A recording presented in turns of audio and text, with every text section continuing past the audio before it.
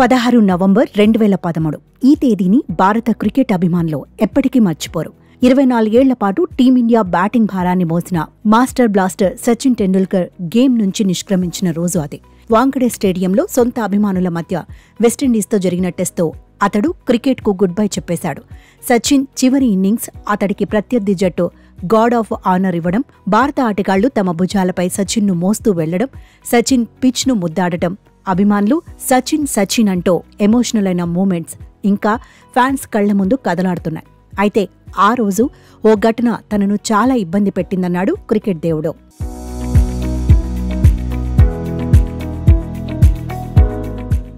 Career last టెస్ట్ను తాను ఎప్పటికీ మర్చిపోలేనని అన్నాడు సచిన్. తన తల్లి సమక్షంలో ఆడటం ఎప్పటికీ గుర్తుండిపోతుందన్నాడు. ఆ క్షణాలు మళ్లీ రావన్నాడు. అయితే ఆ మ్యాచ్లో కెమెరామ్యాన్ తనను తీవ్రంగా ఇబ్బంది పెట్టాడని తెలిపాడు మాస్టర్ బ్లాస్టర్. అతడు తన ఎమోషన్స్తో ఆడుకున్నాడని చెప్పుకొచ్చాడు. మ్యాచ్ జరుగుతోంది మన దగ్గర కాబట్టి కెమెరామ్యాన్ మనోడని నమ్మితే అతడు ప్రత్యర్థి విండీస్కు ఫేవర్గా వర్క్ చేసినట్లు అనిపించిందన్నాడు. తన ఆఖరి మ్యాచ్లో బ్యాటింగ్కు దిగే టైంలో భావోద్వేగానికి గురయ్యానని సచిన్ గుర్తు చేశాడు. వెస్టిండీస్ జట్టు తనను చాలా గౌరవించిందని, స్టేడియంలోని ప్రేక్షకులు హర్షధ్వానాలతో స్వాగతించారని అన్నారు. అయితే కెమెరామ్యాన్ మాత్రం తన ఎమోషన్స్తో ఆడుకున్నాడని అసహనం వ్యక్తం చేశాడు. చివరి ఓవర్కు ముందు అతను తన అమ్మతో పాటు భార్య అంజలి, పిల్లల్ని బిగ్ స్క్రీన్లో చూపించాడన్నాడు.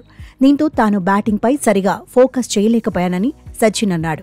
వారిని చూశాక ఆ ఎమోషన్స్ నుంచి బయటపడలేకపోయానని అన్నాడు. దాని నుంచి మళ్లీ కుదురుకునేందుకు కొంచెం టైం పట్టిందన్నాడు. ఆ సమయంలో కెమెరామ్యాన్ వెస్టిండీస్కు సపోర్ట్గా ఉన్నట్లు అనిపించిందన్నాడు. బహుశా అతడికి విండీస్ పాస్పోర్ట్ ఇచ్చారేమోనని సచిన్ చెప్పుకొచ్చాడు.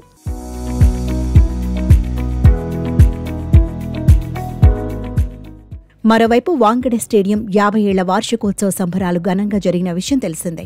తాజాగా ఆ సంబరాలకు ముగింపు పలుకుతూ చివరి రోజు ఎంసీఏ ఘనంగా కార్యక్రమాలను నిర్వహించింది. ఈ వేడుకలో క్రికెట్ దిగ్గజాలు సునీల్ గవాస్కర్, సచిన్ టెండూల్కర్తో పాటు రవిశాస్త్రి, డయానా ఎడుల్జీ తదితరులు పాల్గొని సందడి చేశారు.